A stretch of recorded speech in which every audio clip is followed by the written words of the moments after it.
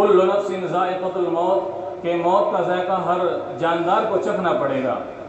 जाने कितने बड़े बड़े और कितने अमीर तरीन इंसान आ गए इस दुनिया में और कितने पहलवान गुजर गए इस दुनिया में, लेकिन मौत ने किसी को नहीं छोड़ा, सबको अपनी लपेटे में ले रखा है।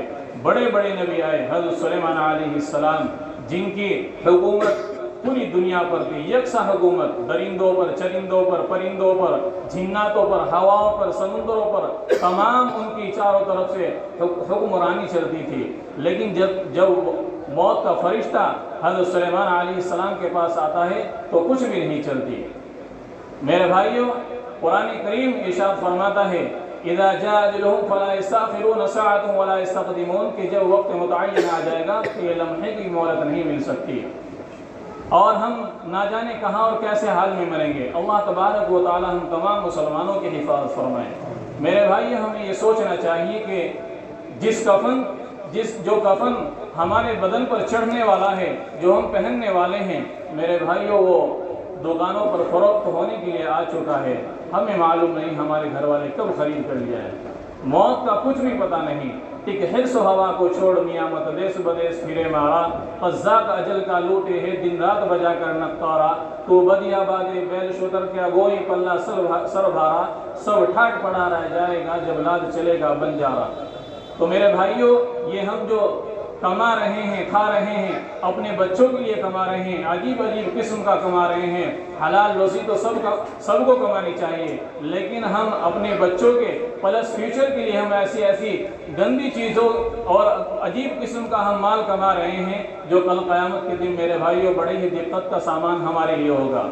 हम जहन्नुम के कोले और शोले अपने लिए तैयार कर रहे हैं, क्योंकि मेरे भाइयों, ये ज़िंदगी चंद रोज़ा है, इसका कुछ मालूम नहीं हम इस दुनिया से कब और कैसे हाल में कब निकल जाए।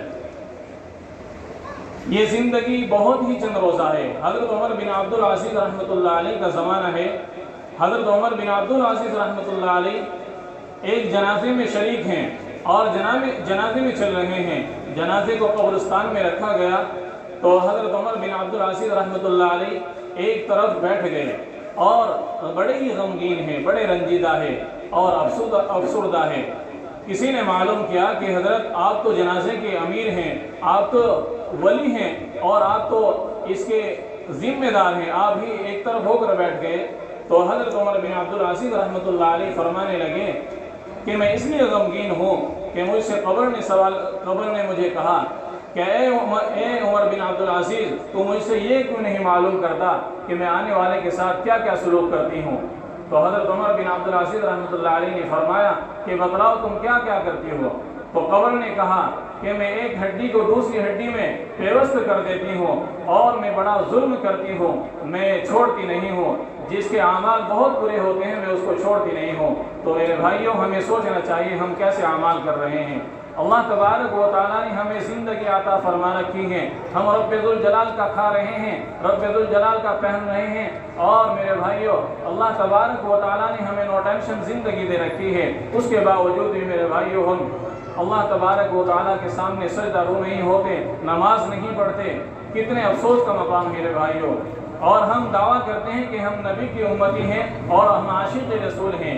ये आशिक़ रसूल नहीं होता मेरे भाइयों। मौत इतनी सख्त चीज़ है, इसने नबियों को भी नहीं छोड़ा और नबी की औलाद को भी नहीं छोड़ा।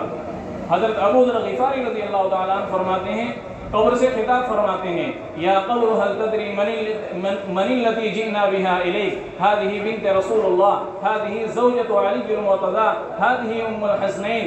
ए कब्र, तुझे मालूम भी है हम किसके जनाजे को लेकर यहाँ आए हैं। ये बेटी है जनाब मोहम्मद रसूलुल्लाह सल्लल्लाहु अलैहि वसल्लम की और ये ज़ौजा है शेर खुदा अलील मुर्तज़ा की और ये वालिदा है शहीद करबला की। ए कब्र, कहीं तो इनकी शान में गुस्ताखी ना कर बैठे। तो कब्र से आवाज़ आई, कब्र से आवाज़ आती है, ए अबू ज़र, ये कब्र हसब नसब बयान करने की जगह नहीं है। यहाँ तो उसी का बेड़ा पार हो सकता है जिसके पास नेक अमाल होंगे, जिसने अच्छे काम कर रखे होंगे।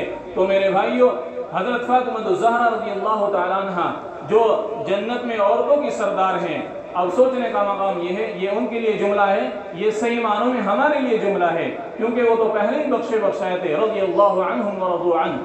میرے بھائیو، وہ تو پہلے ہی بخشے تھے، یہ صحیح معنوں میں ہمارے لیے فٹ بیٹھتا ہے۔ وہ نبی قبر سے آواز آ رہی ہے کہ قبر حسب نسب بیان کرنے کی جگہ نہیں ہے۔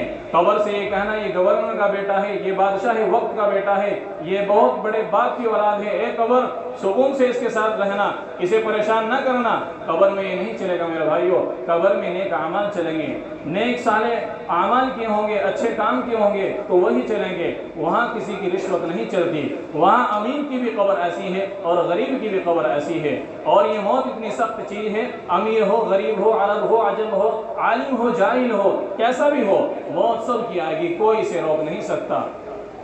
کتنے پیسے والا ہو، کتنی بھی بڑی جائیداد والا ہو، میرے بھائیو، قارون اور فرعون، کتنے بڑے بڑے بادشاہ اور ظالم قسم کے بادشاہ جنہوں نے خدائی کا دعویٰ تک کر رکھا تھا، شداد، میرے بھائیو کوئی نہیں بچا، سب اس دنیا سے رخصت ہو گئے۔ یہ چند روزہ زندگی ہے، ان کی زندگی تو بہت کئی سالوں کی ہوا کرتی تھی، ہماری زندگی تو چند روزہ ہے، بالکل کچھ نہیں ہے۔ ہمیں 2000 سال بھی مل جائے، پوری زندگی مل جائے، لیکن مرنا ضرور ہے۔ ملک الموت کو بھی موت آئے گی، اور میدان محشر اتنا عجیب معاملہ وہاں ہوگا میرے بھائیوں، یہ سارے کے سارے جو آدمی ہوں گے وہ بالکل برہنہ حال میں ہوں گے۔ حضرت اماں عائشہ صدیقہ رضی اللہ تعالیٰ عنہ فرماتی ہیں کہ اللہ کے نبی علیہ السلام وہاں تو بڑی شرمندگی کا عالم ہوگا، بڑی شرمندگی ہوگی۔ تو جناب محمد رسول اللہ صلی اللہ علیہ وسلم نے فرمایا، اے عائشہ، وہاں ایسی کنڈیشن ہوگی، وہاں ایسی صورتحال ہوگی کہ کوئی اپنے گھٹنوں تک پسینے میں بھیگا ہوا ہوگا، اور کوئی اپنی ہڈی تک بھیگا ہوا، کوئی آدھا ہوگا، کوئی پورا ہوگا، کوئی وہاں اتنی عجیب قسم کی کنڈیشن ہوگی، وہاں نفسی کا عالم ہوگا، کوئی کسی کا نہیں ہونے کا۔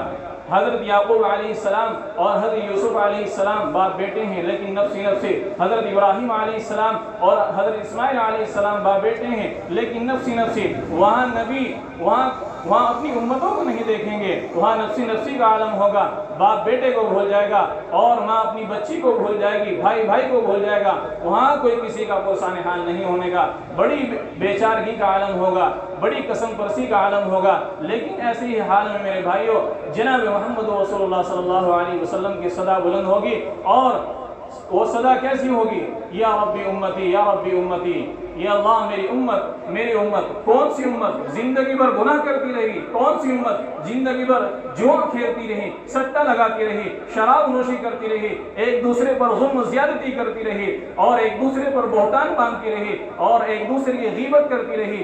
یہ امت اللہ کے نبی علیہ السلام نے اپنا خون بہایا ہے، طائف کے میدان میں جوتی تر ہو گئی اللہ کے نبی علیہ السلام کی، اس امت کے لیے اللہ کے نبی علیہ السلام کھڑے ہوں گے، یا ربی امتی امتی۔ جہاں نبی حضرت نوح علیہ السلام کے پاس جاتے ہیں کہ آپ حساب و کتاب کے لیے اللہ تبارک و تعالیٰ سے عرض کریں، حضرت نوح علیہ السلام فرمائیں گے نہیں، میں نہیں کر سکتا، مجھے تو اپنی پڑی ہے، وہاں سب نبیوں کو اپنی پڑی ہوگی، یا ربی امتی ربی امتی، صرف اللہ کے نبی علیہ السلام کی صدائے بلند ہوگی۔